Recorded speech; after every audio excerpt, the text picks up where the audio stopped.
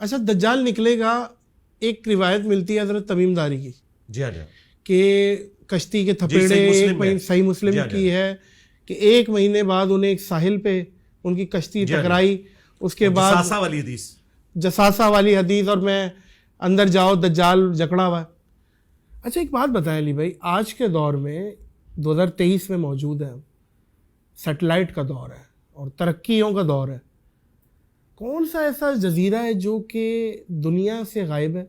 کیا وہ جزوی طور پہ حضرت تمیم داری کو دکھا دی گئی تھی؟ اللہ نے پردہ رکھا ہوا ہے کہ قرب قیامت وہ پردہ ہٹے گا، یا جیسے ساحل ندیم صاحب بولتے ہیں کوئی پورٹل کھلے گا اور وہ پورٹل کے تھرو ظاہر ہے بھائی یاجوج ماجوج کہاں ہے؟ کہا جاتا ہے کہ کوئی زمین کا حصہ باقی نہیں رہے گا، اتنی لاشیں ہوں گی، تو وہ یاجوج ماجوج ایگزیکٹلی زمین پہ تو فزیکلی نظر نہیں آتے، تو یہ اس پہ آپ کی کیا مائنڈ سیٹ ہے؟ اس قسم کی قرآن و سنت کے ساتھ تباہ آزمائی کرنا ہم تو اس کو جائز نہیں سمجھتے۔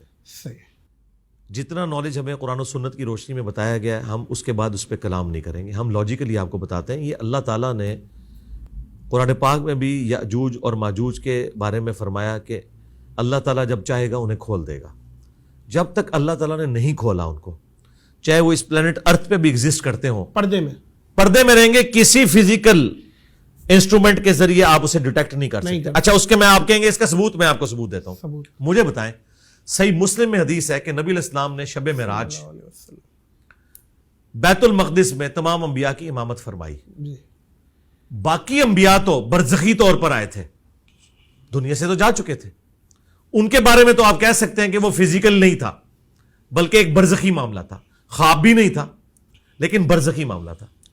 نبی علیہ السلام تو اس دنیا میں سے گئے تھے نا بیت المقدس میں، سمجھ گیا؟ اچھا اب ایک شہر کے اندر 1.25 لاکھ بندہ اکٹھا ہو جائے اور وہ وہاں تو ہال چال مچ جانی چاہیے۔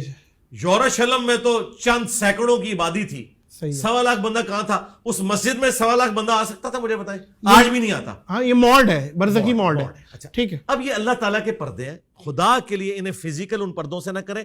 اگر وہ اس طرح کی چیزیں کسی کو دکھائی گئی ہیں نا، جس طرح کہ صحیح مسلم میں آتا ہے کہ ایک صحابی کہتے ہیں کہ میں سورۃ الکہف کی تلاوت کر رہا تھا تو ایک صاحبان بالکل میرے قریب آیا، میرا گھوڑا بھی بدک گیا۔ نبی علیہ السلام کو جب بتایا تو کہا کہ فرشتے تھے، ٹھیک ہے۔ اب اس وقت ان کو ایک دفعہ ایکسپیرینس ہوا، ورنہ ہر بندہ تو اس طرح فرشتے نہیں دیکھتا، ایسے تو نہیں ہو سکتا۔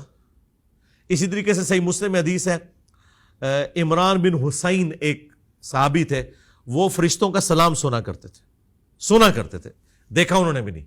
تو یہ اللہ تعالیٰ اس طرح کے معاملات کرتا ہے، یہ جزوی معاملات ہیں۔ یہ نہیں آپ کہیں گے کہ میں قبر کے اندر کیمرہ لگا لوں تو مجھے جو ہے وہ منکر نکیر نظر آئے، ایسا نہیں ہوگا۔ وہ اس فزیکل ورلڈ سے تعلق نہیں رکھتی، یہ علم غیب سے متعلقہ چیزیں ہیں، اور علم غیب کا جو معاملہ ہے یہ نبی علیہ السلام کے بتانے پر ہم نے اس پہ عقیدہ رکھا ہے۔ اللہ تعالیٰ اپنے پیغمبروں کو علم غیب دیتا ہے اور وہ اس کی خبر امت تک پہنچاتے ہیں۔ نبی علیہ السلام کو عذاب قبر دکھایا گیا، اور یہاں پہ میں ایڈ کر دوں ایک چیز، بخاری مسلم حدیث ہے، نبی علیہ السلام 2 قبر والوں کے پاس سے گزر رہے تھے، آپ رک گئے، آپ نے فرمایا ان دونوں کو عذاب ہو رہا ہے، ایک چگلی کھاتا تھا، ایک پیشاب کے چھینٹوں سے نہیں بچتا تھا، آپ نے ایک ٹہنی توڑی اس پہ لگائی اور فرمایا کہ جب تک ہری رہیں گی ان کے عذاب میں تخفیف ہوگی، نبی علیہ السلام کی دعا کی برکت سے۔ اب مجھے بتائیں صحابہ میں سے تو کسی کو نہیں نظر آیا، جو صحابہ نبی علیہ السلام کی صحبت میں رہتے تھے انہیں وہ عذاب قبر نظر نہیں آیا۔ اس سے بڑھ کر مسلم میں حدیث ہے، میں نے ارادہ کیا کہ اللہ تعالیٰ تمہیں یہ عذاب قبر سنوا دے، دکھا نہیں، لیکن میں نے ارادہ ترک کر دیا ورنہ تم اپنے مردے دفنانا چھوڑ دو گے۔ یار اگر ابو بکر، عمر، عثمان و علی کو عذاب قبر حضور کے ساتھ رہتے ہوئے نظر نہ آئے، علم غیب کا تعلق صرف پیغمبر تک ہے۔ بے شک بے شک۔ اچھا یہ بتائیے گا کہ جب دجال آ گیا، یاجوج ماجوج آ گئے، ساری چیزیں، اس زمانے میں ٹیکنالوجی اٹھ چکی ہے، ٹیکنالوجی کسی بھی طریقے سے ختم ہوئی ہے، تباہ ہوئی ہے، جو اٹامک بمز ہیں، گنز ہیں، جو بھی عام سب ختم ہو گیا، واپس ہم تلواروں پہ آ جائیں گے، یہ روایتیں ملتی ہیں کہ واپس تلواروں پہ۔ دیکھیں احادیث کے الفاظ سے یوں لگتا ہے کہ جیسے ان کے ٹیکنالوجی ختم ہو جائے گی، جو ہے وہ آپ 7 سال تک مسلمان جلائیں گے، مے بی ایسا ہو، مے ناٹ بی۔ اگرچہ 2 ملک ایٹم بم مار دیں دنیا میں ٹیکنالوجی ختم، دیکھیں نہیں اتنی جلدی سیٹلائٹ ختم، یہ ختم۔ سرکار یہ باتیں وہ لوگ کرتے ہیں جنہیں سائنس کا علم نہیں ہے، جی جی ٹھیک ہے نا۔ اس طرح نہیں ہوتا کہ ایٹم بم سے دنیا ختم ہو جائے گی، اس کے لیے بہت زیادہ اٹامک بم چاہیے، چند ایٹم بم سے دنیا نہیں ختم ہوگی۔ اچھا اچھا اور جو لوگ کہتے ہیں ٹیکنالوجی ختم ہو جائے گی, یہ ان کی کیا اثر آئی ہے, may be may not be. اس کی وجہ یہ کہ آپ دیکھیں ہمارے پاس تو اس کے اپوزٹ دلائل بھی موجود ہیں. مثلا صحیح مسلم میں حدیث ہے, نبی علیہ السلام نے فرمایا کہ قرب قیامت میں جب دجال آئے گا نا تو پہلا دن 1 سال کا ہوگا, دوسرا 1 مہینے کا, تیسرا 1 ہفتے کا, اور چوتھا نارمل, اور پھر نارمل دن شروع ہو جائیں گے. صحابہ کرام نے کہا جب 1 سال کا 1 دن ہوگا تو ہم نمازوں کا کیا کریں گے؟ آپ نے فرمایا تم اندازہ مقرر کر لینا. اب مجھے بتائیں گھڑی بننے سے پہلے کیا کوئی 1 سال کی نمازوں کا اندازہ مقرر کر سکتا تھا؟ لیکن آج گھڑی کی برکت سے ہم 24 گھنٹے کا دن رات کرتے ہیں, سورج افق کے الانگ یوں چلتا ہے, آپ عشاء کی نماز پڑھ رہے ہوتے ہیں. ٹھیک ہے, تو بات یہ ہے کہ اس طرح کے ورڈکٹس دینا کہ یہ ہو جائے گا وہ ہو جائے گا, بھائی جب تک ہوتا نہیں ہے ہم کوئی رائے نہیں قائم کر سکتے. اور میں آپ کو ایک اور بات بتاؤں, جو صحیح مسلم میں قتل دجال والی حدیث ہے, اس میں الفاظ ہیں کہ حضرت عیسیٰ ابن مریم کے سانس سے وہ پگھلے گا اور عیسیٰ ابن مریم مقام لد پہ اسے قتل کریں گے. مقام لد پہ 60s میں آ کے اسرائیل نے انٹرنیشنل ایئرپورٹ بنایا, اور لوگ حیران تھے کہ یہاں پہ آ کے اس گاؤں میں بنایا, اس سے پہلے نہیں ایگزسٹ کرتا تھا. وہی ایگزیکٹلی جی, این ممکن ہے کہ وہ اپنے چارٹر طیارے میں بھاگنے کی کوشش کرے اور عیسیٰ ابن مریم اس پہ میزائل مارے, جس کو نبی علیہ السلام نے تیر سے تشبیہ دی ہے, کیونکہ پھینکے ہوئے ہتھیار ہے نا, تیر آپ میزائل بھی کہہ سکتے ہیں. نبی علیہ السلام جس لینگویج میں بات کرتے تھے نا, وہ ان کے زمانے کی لینگویج تھی.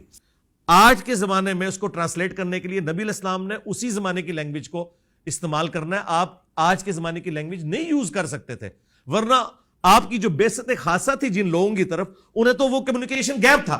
یہ جو لوگ اعتراض کرتے ہیں نا جی قرآن کی جو لینگویج, بھی قرآن اس لینگویج میں بات کرے گا جو اس زمانے کی لینگویج تھی, اس کو ہم نے انٹرپریٹیشن اس کی کرنی ہے. جیسے سورۃ الانفال میں ہے کہ پلے ہوئے گھوڑے تیار رکھو جہاد کے لیے. اب مجھے بتاؤ کہ اس سے کیا ہم یہ رزلٹ نہیں نکالیں گے کہ ہم نے جدید اسلحہ تیار رکھنا ہے؟ اچھا, سورۃ الانفال میں اللہ تعالیٰ نے فرمایا کہ پلے ہوئے گھوڑے تیار رکھو جہاد اور قتال کے لیے. تو اس کو آج کے دور میں آپ یہ ٹرانسلیٹ کریں گے کہ آپ نے جدید اسلحہ تیار رکھنا ہے. اب اس زمانے میں تو یہی لینگویج تھی. بخاری مسلم میں حدیث ہے, آگاہ ہو جاؤ طاقت پھینکے ہوئے ہتھیاروں میں ہے, آگاہ ہو جاؤ طاقت پھینکے ہوئے ہتھیاروں میں ہے. تو سرکار منگولوں نے اتنی بڑی امپائر پھینکے ہوئے ہتھیاروں سے کی ہے. وہ تیر انہوں نے ڈیزائن کیے تھے. یہ تیر کے جو ماڈرن ڈیزائن ہے نا, یہ انہوں نے کیے تھے, جو ٹیڑھے نہیں ہوتے تھے. اس کے پیچھے آپ نے دیکھا انہوں نے ونگز لگائے ہوتے ہیں, اس کی وجہ سے وہ ادھر ادھر نہیں جاتے. اور آج میزائل ٹیکنالوجی پھینکے ہوئے ہتھیار ہے. آج آپ کے پاس میزائل نہ ہو, آپ کا ایٹم بم کسی کام کا نہیں ہے. آپ جہازوں کے ذریعے ایٹم بم نہیں پھینک سکتے. جہاز ٹارگٹ ہو سکتے ہیں کیونکہ ان کی سپیڈ اتنی نہیں ہوتی ہے جتنی سپیڈ میزائلوں کی ہے. لہٰذا نبی علیہ السلام کی بات آج بھی ویلڈ ہے کہ طاقت پھینکے ہوئے ہتھیاروں میں.